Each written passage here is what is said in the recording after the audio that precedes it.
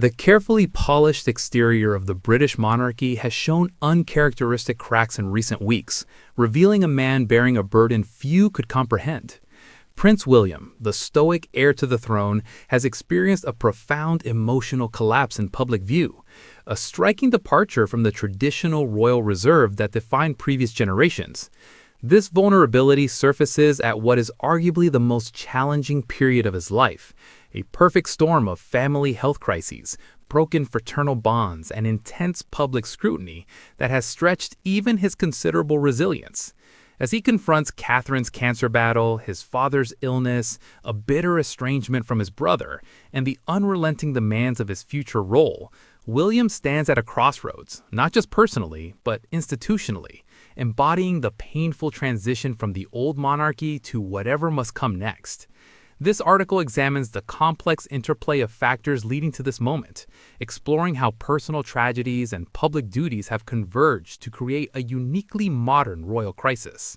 The year 2024 marked what Prince William would later describe as the hardest he's ever had, a period of relentless personal strain that began when his wife, Catherine, Princess of Wales, was diagnosed with cancer.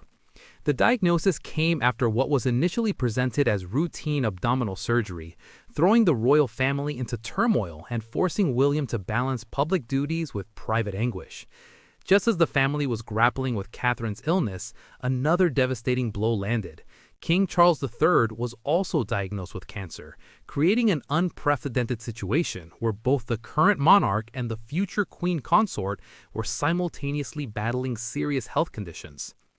During a January 2026 visit to Charing Cross Hospital, Catherine offered a rare glimpse into her treatment reality. When a volunteer mentioned chemotherapy patients waiting hours, she touched William's arm and said, "I know, we know."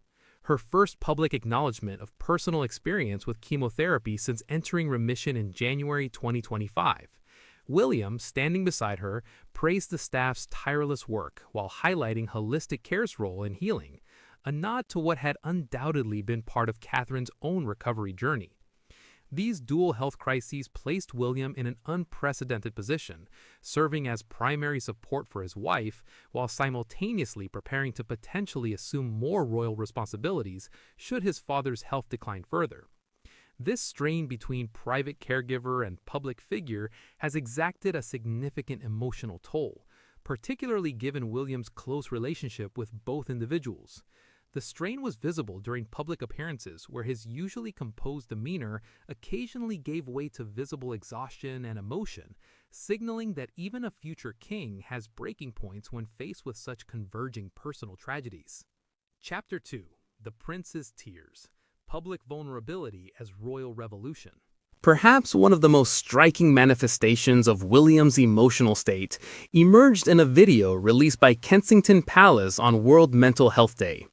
In the footage, William is seen fighting back tears during a conversation with Ryan Mannings, a campaigner who lost her husband to suicide 5 days after their 1-year-old son died from an undiagnosed illness. Mannings recounted how she would tell her late husband, "Why didn't you come to me?" explaining, "He's missed out on just so much joy, and we would have been okay." At this point, William became visibly emotional, prompting Mannings to ask, "Are you okay?" before he took time to gather himself and continue. This moment of public vulnerability represents a significant departure from the traditional royal stoicism exemplified by previous generations.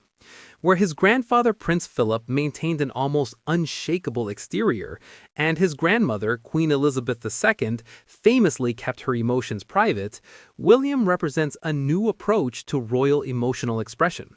His willingness to show genuine emotion during conversations about mental health aligns with his advocacy work through the Royal Foundation, which was launching a national suicide prevention network that day, an initiative that includes Manning's charity, To Wish.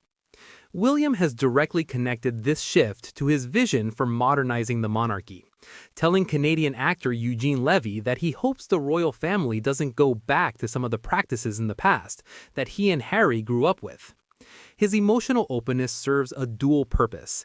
It humanizes the monarchy while modeling healthy emotional expression for a society where someone in the UK dies by suicide every 90 minutes, according to statistics cited in the video. This strategic vulnerability represents both a personal coping mechanism and a calculated evolution of the royal brand, one that acknowledges the psychological cost of royal life while attempting to make the institution more relatable. Chapter 3: Fractured Brotherhood: William, Harry, and the Unbridgeable Divide. Compounding William's personal struggles is the profound estrangement from his brother, Prince Harry, which has evolved from private family tension to public spectacle. Their relationship, once characterized by mutual support following their mother's death, has deteriorated significantly since Harry and Meghan stepped back as senior working royals in 2020. The divide widened further when Harry included William and Kate in a witness statement for his lawsuit against Associated Newspapers, identifying them as individuals he was in regular contact with during the 1996-2014 period covered by the litigation, a technical inclusion that highlighted their current distance more than their past connection. The timing of legal proceedings has intensified this fraternal tension. When Harry returned to the UK in January 2026 to testify against Associated Newspapers, William's office pointedly announced that he would be in Bristol for environmental engagements on the exact day Harry was scheduled to appear in court.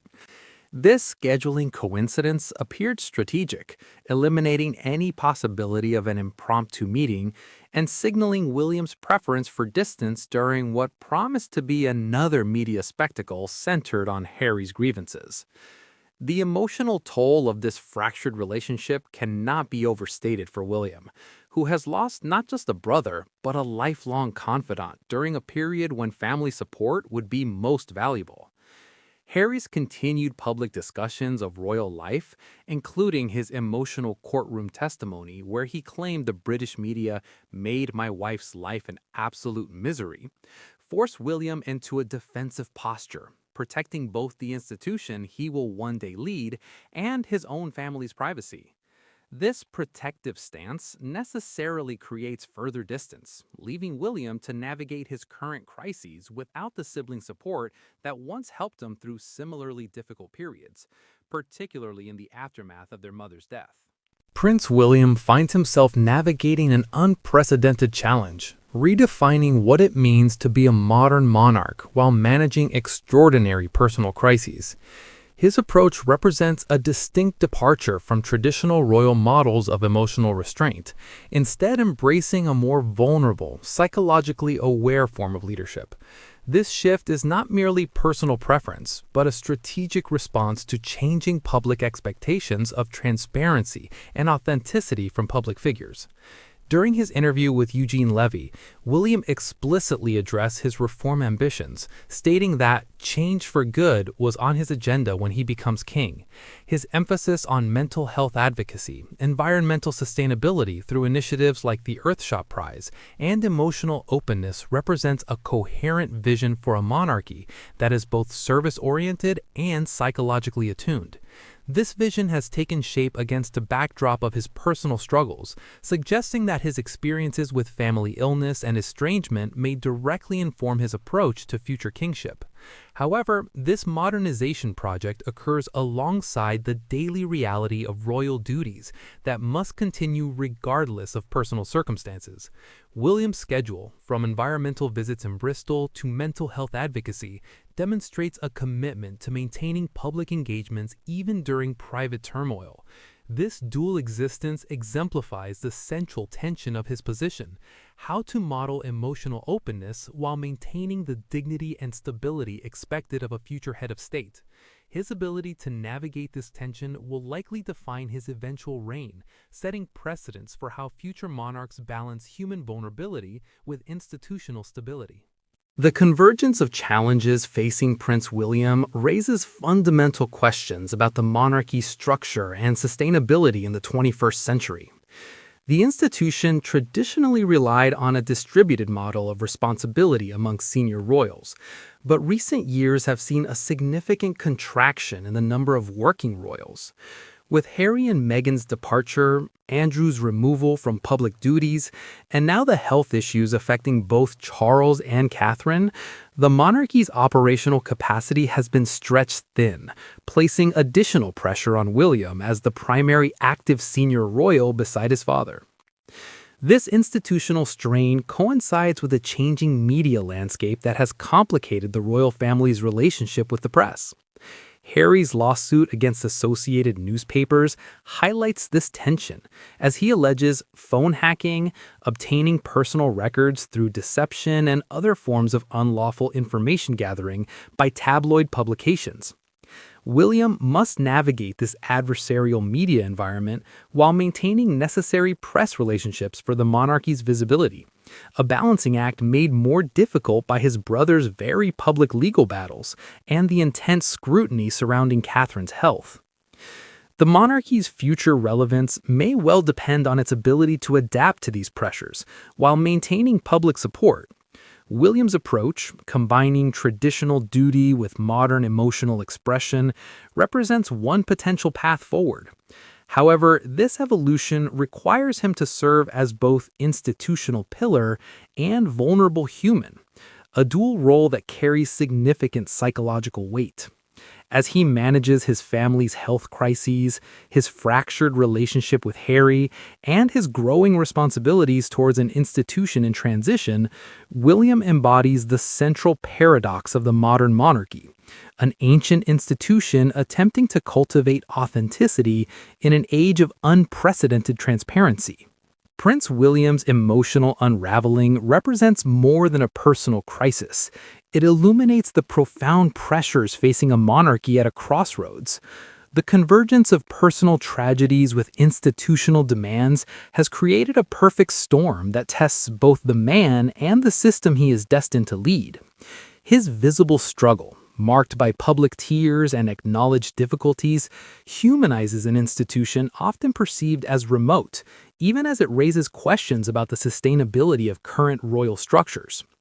The path forward for William involves navigating several interconnected challenges, supporting his wife and father through their health battles, defining his relationship with his estranged brother, and continuing his project of modernizing the monarchy while maintaining its stability. His willingness to show vulnerability, whether discussing suicide prevention or acknowledging the difficulties of the past year, suggests a new model of royal leadership that rejects stoic detachment in favor of emotional authenticity. This evolution comes with risks, as traditionalists may view emotional display as weakness rather than strength. Yet, in an era where public institutions must continually earn public trust, William's approach may prove strategically vital for the monarchy's long-term relevance. His journey through this difficult period, balancing private pain with public duty, family needs with institutional demands, will likely shape not only his eventual reign, but the very nature of the British monarchy in the 21st century. The crown has always been heavy, but William now bears its weight under unprecedented circumstances, with his emotional transparency offering both a coping mechanism and a potential blueprint for a more sustainable, human-centered monarchy.